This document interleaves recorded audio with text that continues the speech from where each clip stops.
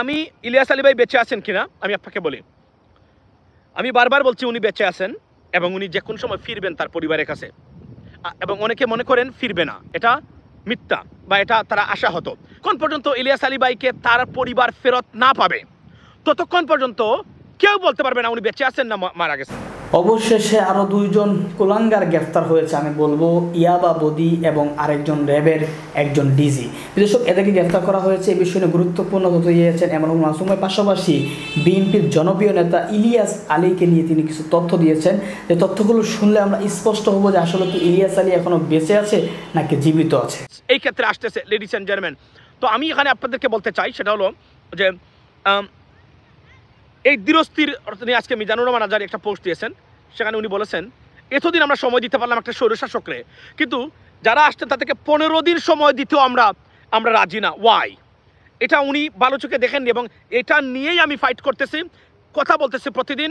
অনেকে আমার উপরে নাখুশ, আমাদের সহকর্মী তার বাহিনী দিয়ে আমার ফেসবুক পেজ, আমাদের রেমিটেন্স ফাইটার্স অফ বাংলাদেশের বিভিন্ন গ্রুপ এবং পেজে অনবরত রিপোর্ট দেয়। তাদের আসল কুৎসিত চেহারা এখন বেরোচ্ছে যে তারা যে স্বৈরাচারী জিন থেকে জন্ম নেওয়া, এই স্বৈরাচারী জিনের দূষররা যদিও এখন সেজেছেন সাধু বা সুশীল আমাদের কাতারে এসে, বাট এরা সত্যিকার অর্থেই তাদের জিন থেকে কখনো বেরোতে পারবে না, সেটা প্রমাণ হয়েছে। আবারও মনে রাখবেন, আওয়ামী লীগের জিন আর সৃষ্টিকর্তাকে বেশি অবিশ্বাসী জিন যেগুলা, এই জিনগুলা বা শাহবাগী জিন, এরা কখনোই পরিবর্তন হয় না, অতীত হয়নি, ভবিষ্যতে হবে না। বলে রাখবেন, take a note right now. Let me come to the point. Mizanur Rahman Azhari এই পোস্টটা দিয়েছেন যে আমরা এই অস্থির হচ্ছে কেন আমরা তাদের চরিত্র হননে ব্যস্ত হচ্ছি, আমরা কেন তাদেরকে সময় দিতে পারি না কয়েকটা দিন। ড্রাস্টিক কাজ পরিবর্তন তারা করে যাচ্ছে, প্রতিদিন সিরিয়াস কাজ করতে যাচ্ছে এই সরকারের লোকেরা। আমরা অস্থির হয়ে যাচ্ছি বিভিন্ন মানুষের কথাবার্তা শুনে। এরা অস্থির, মনে রাখবেন, অস্থির মানুষ কখনো পরিবর্তন আনে না, এরা বিভাজন এবং বিভেদ সৃষ্টি করে। ধীরস্থির এবং উদ্দেশ্য যাদের ভালো আছে তারাই পরিবর্তনের সবচেয়ে বেশি ভূমিকা রাখে। অস্থির মানুষ অস্থিরতা করবে, অস্থিরতায় রাষ্ট্র ব্যবস্থাপনা হয় না, রাষ্ট্র পরিচালিত হয় না, কখনো পৃথিবীর কোথাও হয় না। আমি এটা বারবার আপনাদেরকে বলতে চাই। আচ্ছা, এখন আসি। সো বুঝে নেবেন, এই কথাগুলোর জন্য ফাইট করতেছি আমি বর্তমানে। অনেকে আছেন নিজেদের স্বার্থ উদ্ধার করার জন্য তারা আপনাদেরকে ব্যবহার করেছেন, করে এখন তাদের স্বার্থ বিঘ্নিত হয়েছে, ব্যক্তিগত স্বার্থ। এর জন্য সবাই খারাপ, শুধু তারা ভালো, তারাই বিপ্লবী। নাও আমি আসি এখন আমার পরবর্তী পয়েন্টটা হলো যে ইলিয়াস আলী ভাইয়ের খবর। ইলিয়াস আলী ভাই কি বেঁচে আছেন কিনা, এই সারানি দিন আজকে এটা নিয়ে ভাইরাল। আপনি আমার ফেসবুক প্রোফাইল এমরহমান মাসুম এবং পেজ মরহমান মাসুম, এখানে যদি যান এবং ইউটিউব যারা আমার নিয়মিত দর্শক আছেন বা অডিয়েন্স বা ভিউয়ার্স আছেন, তারা নিশ্চয়ই জানেন যে আমি বিগত 2 বছর ধরে এই বিষয়টা আপডেট দিয়ে আসছি আপনাদেরকে। আজকে যদি আপনি আমার এমরহমান মাসুম প্রোফাইলে যান, সেখানে দেখবেন 2023 সালের একটা জিনিস আমি শেয়ার করেছি, যেখানে আমি ওনাকে নিয়ে দিয়েছিলাম। আমি ইলিয়াস আলী ভাই বেঁচে আছেন কিনা আমি আপনাকে বলি। আমি বারবার বলছি উনি বেঁচে আছেন এবং উনি যে কোনো সময় ফিরবেন তার পরিবারের কাছে। এবং অনেকে মনে করেন ফিরবে না, এটা মিথ্যা বা এটা তারা আশাহত। যারা বলেন যে ফিরবে না, বেঁচে নেই, এদের একটা যুক্তি আছে। কিভাবে যুক্তিটা? 12 বছর কি এই দুর্বৃত্তরা ওনাকে বাঁচিয়ে রেখেছে? এটা প্রশ্নটা। কিন্তু সবাই চলে আসছে, আয়নাগর বের হয়ে গেছে, আয়নাগরে সবাই বাড়িতে গেছেন, ইলিয়াস আলী সাহেব কেন বাড়িতে গেলেন না? তাহলে কি মনে হয় না ওনাকে হত্যা করা হয়েছে? তারপরে এসআই মাসুদ রানা নামের একজন পুলিশ অফিসার, যিনি কিছুদিন আগে লাইভে এটা কনফার্ম করেছেন যে উনাকে হত্যা করা হয়েছে আপনার এই পতেঙ্গাতে নিয়ে। এই বিষয়গুলো দুম্রজাল সৃষ্টি করেছে। এজন্য যতক্ষণ পর্যন্ত ইলিয়াস আলী ভাইকে তার পরিবার ফেরত না পাবে ততক্ষণ পর্যন্ত কেউ বলতে পারবে না উনি বেঁচে আছেন না মারা গেছেন। বুঝেন আপনি? না ইভেন কি মারা গেছেন, কেননা কোনো তথ্য কোনো জিনিসই সাজেস্ট করে না। যারা বলছেন যে উনি বেঁচে নাই, এই কথাটা আমরা উনি বর্তমানে নাই এটা আমরা মনে করি, তাদের যুক্তিটা এই জায়গাতে যে আমরা তো দেখছি না তাকে, আমরা তো কোনো খবর পাচ্ছি না, সবাই বেরিয়ে গেছে, তাহলে উনি তো এখনো যায়নি। তারপরে does not it mean that he is not alive anymore. এগুলো লজিক্যাল প্রশ্ন। কিন্তু যারা বিভিন্ন সোর্সকে সাথে যোগাযোগ রাখেন বা ফলো করেন বা তাদের পরিবারের কারোর সাথে যোগাযোগ আছে, তারা যারা আছেন আমি মনে করি তারা বলবেন আমরা এখনো আশাবাদী, যে কোনো সময় ফিরতে পারেন। না, আমি যদি এখন বলে আপনাদেরকে যে ইলিয়াস আলী ভাই বেঁচে আছেন, যে কোনো সময় ফিরবেন, সেটা আমার আত্মবিশ্বাসের জায়গা থেকে, যে কোনো একটা সোর্স থেকে। বাট এটাকে আপনি 100% কনফার্ম হিসাবে নিতে পারবেন না যতক্ষণ পর্যন্ত ফিজিক্যালি উনাকে আপনি তার পরিবারের কাছে বা উনাকে দেখে থাকেন। এটা হলো ওভারঅল লজিক্যাল বক্তব্য। বাট এখন নেন আমার বক্তব্যটা কি। আমার বক্তব্য হলো আমার সোর্স সব কিছু মিলাইয়া আমি মনে প্রাণে বিশ্বাস করি, মনে করি উনি বেঁচে আছেন, যেগুলো আমি 2 বছর 3 বছর ধরে বলে আসছি। কেউ বিশ্বাস করে নাই, কোনো যাদের সাথে আমার আলোচনা হয়েছে কেউ বিশ্বাস করে নাই। আমাদের সোশ্যাল মিডিয়ার বড় বড় যারা আপনারা মনে করেন কেউ বিশ্বাস, সবার সাথে আমার কথা হয়েছে, তারা কেউ বিশ্বাস করেননি উনি বেঁচে আছেন। তখনও বিশ্বাস করেন নাই, এখনও তারা সম্মত করেন নাই। বাট আমি আপনাকে বলি উনি বেঁচে আছেন, আমি মনে করি উনি যে কোন সময় তার পরিবারের কাছে ফিরবেন, এটাও আমি মনে করি, এটা আমার বিশ্বাস। আমার এই কথাটা আপনি you don't have to believe it now, but just listen to it and keep it in your mind and you may ignore it or may not. But আমি বলছি আমি মনে প্রাণে বিশ্বাস করি উনি যে কোন সময় ফিরে আসবেন। ফিরে আসলে, কারণ ইলিয়াস আলী ভাই আরও যারা বন্দী ছিলেন তাদের চেয়ে সবচেয়ে বেশি গুরুত্বপূর্ণ একটা ভূমিকম্প সৃষ্টি হবে বাংলাদেশে উনি যখন ফিরে আসবেন। আমি মৌলভীবাজার থেকে দেখছেন মিজান আহমেদ, থ্যাংক ইউ। আমি বলি যে উনি যখন ফিরে আসবেন তুলপাড় সৃষ্টি হবে সারা বিশ্বে, because he is a political leader and serious political leader, right? এবং বিএনপির একজন কেন্দ্রীয় নেতা ছিলেন। সুতরাং উনি ফিরে আসার পরে ভূমিকম্প হবে এই সরকারের, আওয়ামী লীগের এই দুর্বৃত্তায়ন এবং আয়নাগর নিয়ে। মনে রাখবেন এর জন্য হয়তোবা তারা উনাকে খুব সবার শেষে তার পরিবারের কাছে হস্তান্তর করবেন। এবং আমি মনে প্রাণে বিশ্বাস করি উনাকে অলরেডি পরিবারকে ইনফর্ম করা হয়েছে সেনাবাহিনীর পক্ষ থেকে উনার whereabouts, I mean his position or উনার অবস্থান নিয়ে। এটা আমি আবার বলছি, আমি কিন্তু বলছি না যে এটা আমার আজকির ভাই বলেছেন, but I have a connection, I have a contact, direct contact with them on a regular basis. But আমি বলছি উনি আমাকে বলেন নাই, আমি মনে করি, এটা আমার ধারণা, আমি এটা আমার সোর্স ইউজ করবেন না, আমি মনে করি উনি বেঁচে আছেন, যে কোন সময় ফিরবেন পরিবারের কাছে। এইটাতেই এখন থাকবেন যতক্ষণ পর্যন্ত পরিবার কনফার্ম না করবে আদারওয়াইজ, বা অন্য কোনো জিনিস তারা। মানে আমি মনে প্রাণে বিশ্বাস করি উনি বেঁচে আছেন, যে কোন সময় আসবেন, এটা আমার ধারণা, এটা আমার দৃঢ় বিশ্বাস, এটা আমি বিশ্বাস করি। So be prepared to receive him, এটা আমি সিলেটবাসীর উদ্দেশ্যে বলতে চাই, বা বিএনপির যারা আছেন বা জাতীয়তাবাদী দলের যারা আছেন এদের উদ্দেশ্যে আমার এইটাই হবে এই সময়ে বক্তব্য। আমি আবার বলছি আমি বিশ্বাস করি মনে প্রাণে, আমার সোর্সের বক্তব্য আমি দিচ্ছি না, আমি আমার আমি বলি আমি আমার সোর্সের কথা বলছি না। সুতরাং আমি বলছি সোর্স আছে। মনে রাখবেন ইলিয়াস আলী ভাই বেঁচে আছেন, এই খবরটা 2019 আমাকে শেখ সেলিম দিয়েছিল। এই যে আমার ইউটিউবে যারা শেখ সেলিম মনে আছে আয়নাগরের যে ভিডিওতে শেখ সেলিম আমাকে বলছিল সে গিয়ে জানছে ইলিয়াস আলী ভাই ওই করেছিল, এর মানে হলো তখনই তাকে তারা হত্যা করে নাই, সেই সময় তারা উনি এখানে ছিলেন। এখান থেকে কারণ আয়নাগর একটা নয় কয়েকটা আয়নাগর ছিল এখানে, এবং সেলিম কিন্তু কনফার্ম করেছে যে ক্যাটাগরি মানুষের অবস্থান বা তার মর্যাদা অনুযায়ী তারা তাকে খাবার দিত, তার সাথে তারা বিহেভিয়ার করতো।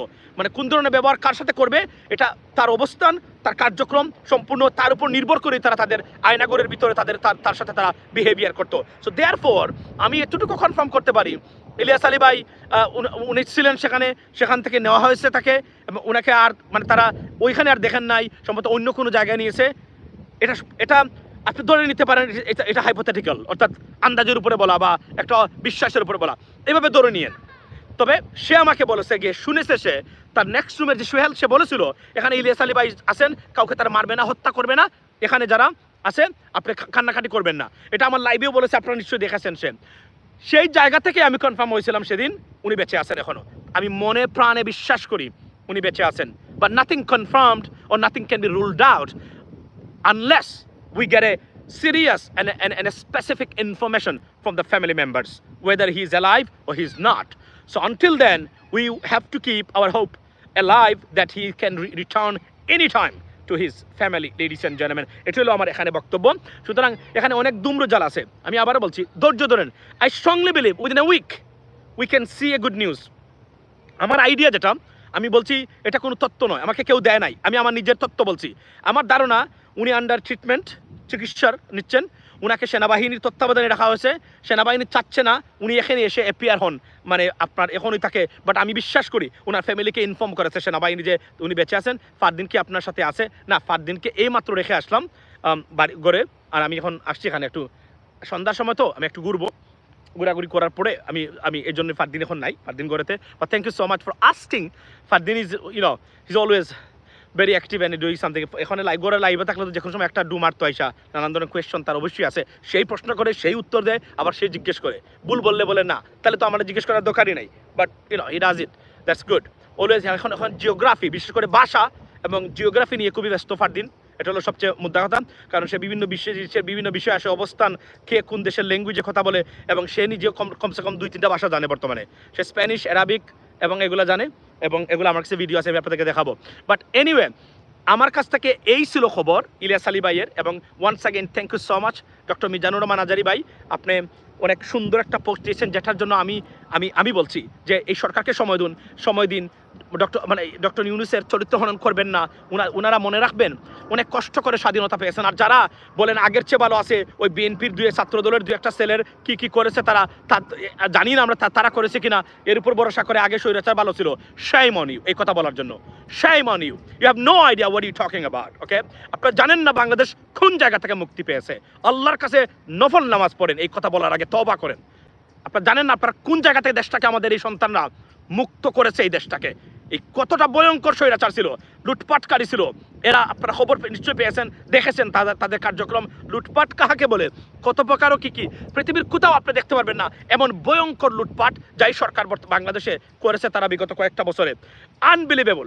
আমি বলছি না, গতকালকে টিউলিপের কথা বলছিলাম, টিউলিপের খবরও খুব শীঘ্রই আপডেট আসতেছে, অপেক্ষা করতে থাকুন। কারণ আরও অনেকগুলা খবর দুর্নীতির, বিশেষ করে পদ্মা সেতু যে চাইনিজ যে ফাইন্যান্সিংটা, এখান থেকে তারা কত বিলিয়ন ডলার নিয়েছে, তারা বা কত মিলিয়ন ডলার নিয়েছে, সে খবর আছে, নিশ্চয়ই এটা বের হবে যে কোন সময়। সুতরাং দেখার বিষয়। এবং এই যে আপনি একটু আগে দেখলাম দীপুমণি, শেখ হাসিনাকে আপনি ক্ষমা করবেন, কিভাবে ক্ষমা করবেন, কিভাবে আপনি শেখ হাসিনাকে ক্ষমা করতে পারেন আমাকে আপনি বলেন। যে ভিসি, একটা ইউনিভার্সিটি ভিসি নিয়োগ দিতে নিত 2 কোটি, অধ্যক্ষ নিয়োগে নিত 50 লক্ষ টাকা। শিক্ষা ব্যবস্থাটাকে কিভাবে ধ্বংস করেছে। ভারতীয় সরাসরি প্রেসক্রিপশনে বাংলাদেশের শিক্ষা ব্যবস্থা চালাইতো ওই বিড়ি খাওয়া এবং শেখ হাসিনার পেডিকিউর এবং ম্যানিকিউরের দায়িত্ব থাকা অথর্ব অপদার্থ বিচ আপনার দীপুমণি। আপনি কল্পনা করেন, এই মহিলাটা শিক্ষা ছিল, পররাষ্ট্রমন্ত্রী ছিল। যখন সে পররাষ্ট্রমন্ত্রী ছিল সবচেয়ে বেশি বিদেশ সফর করেছে, বাংলাদেশের মানুষের টাকা সবচেয়ে বেশি অপচয় করেছে। তার সাথে কেউ কথাই ঠিক মতো বলে নাই কখনো, কিন্তু সারাদিন বিদেশ থাকতো সে, মাসের পর মাস। এটা ছিল দীপুমণি। শুধুমাত্র শেখ হাসিনার খুব কাছের লোক। ধরে নেন শেখ হাসিনার এমন কোনো অঙ্গ নাই যে সে দেখতো না। আমি একটুকু বললাম শুধু, এর চেয়ে বেশি আর আমার জন্য বলা উচিত নয়। এর একজন বৃদ্ধ মহিলা, এজন্যই তাকে কখনো মন্ত্রিত্বের বাহিরে রাখতে চাননি শেখ হাসিনা। শেখ হাসিনা তো জানেন লয়াল মানুষকে উনি পছন্দ করেন। একটা ডিকটেটর বা অথরিটারিয়ান মানে যে অ্যানিমেল আছে, তার কাছে তার লয়াল মানুষ বা তার প্রশংসাকারী হচ্ছে সর্বোচ্চ যোগ্যতার অধিকারী বলে সে মনে করে। দেশটা মুক্তি পেয়েছে, ধৈর্য ধরেন, অপেক্ষা করেন, সময় দিন। Better days are ahead of us. এই ছিল আমার কাছ থেকে এই মুহূর্তে আমি আপনাদের সাথে আলোচনা করতে চাই। I know it's a very bad time for live, particularly for Bangladeshi viewers, because everyone is sleeping right now around the world. It's about 6 p.m. over here right now, and in Middle East it's 2:33 a.m. In Malaysia it's about, like mone hoche mane 5 or apne mone 7 or 7 a.m. Right, only American people there right now. So বাংলাদেশের পিপলও ঘুমাচ্ছে বলতে গেলে। So ভালো থাকবেন, এতটুকু খবর দিলাম, দেখা হবে নিশ্চয়ই। এবং আমি মনে প্রাণে বিশ্বাস করি আবারও যে, এবং মিজানুর রহমান আজহারী সাহেবকে অনুরোধ, এই জন্য পোস্টটা মাঝে মাঝে দিবেন, কারণ আমাদের অনলাইন কিন্তু তছনছ হয়ে যাচ্ছে। আমরা সমালোচনা ছাড়া আর কোনো কিছুই দেখি না, জিনের মধ্যে সমালোচনা আর উত্তেজিত অবস্থায় বিভিন্ন কাজকর্ম আমরা করে যাচ্ছি। আমরা মনে করি আমরাই পৃথিবীর সবচেয়ে কিছু বুঝি আর কেউ বুঝে না। এটা একটা বিরাট প্রবলেম দেখা দিয়েছে। আপনারা মাঝে মাঝে এই পোস্টটা দিবেন মানুষকে বোঝানোর জন্য। এই জন্য আমি আপনাকে অন্তঃস্থল থেকে অনেক ধন্যবাদ দিই। ডক্টর মিজানুর রহমান আজহারী সাহেবকে একটা পোস্ট দিয়েছেন একটু আগে, আজকে আপনারা দেখেন যে এই অস্থিরতা এবং সরকারের সমালোচনা এবং দাবি নিয়ে এবং আন্দোলন নিয়ে সবাইকে উদ্দেশ্য করে উনি বলেছেন। আর ইলিয়াস আলী ভাইয়ের খবর হচ্ছে, I strongly believe that any time he would return to his family and he's দর্শক, মাসুম ভাইয়ের কথাগুলো শুনে বুঝতে পেরেছেন ইলিয়াস আলী কোথায় আছে। পাশাপাশি মিজানুর রহমান আজহারীর একটা পোস্ট নিয়েও তিনি কথা বলেছেন। তো তার কথাগুলো আপনার কাছে কেমন লাগছে মন্তব্য করবেন, এবং ব্যক্তিগতভাবে আপনি কি আসলে মনে করেন কিনা যে সাংবাদিক ইলিয়াস এখনও জীবিত আছে, অবশ্যই কমেন্ট করবেন।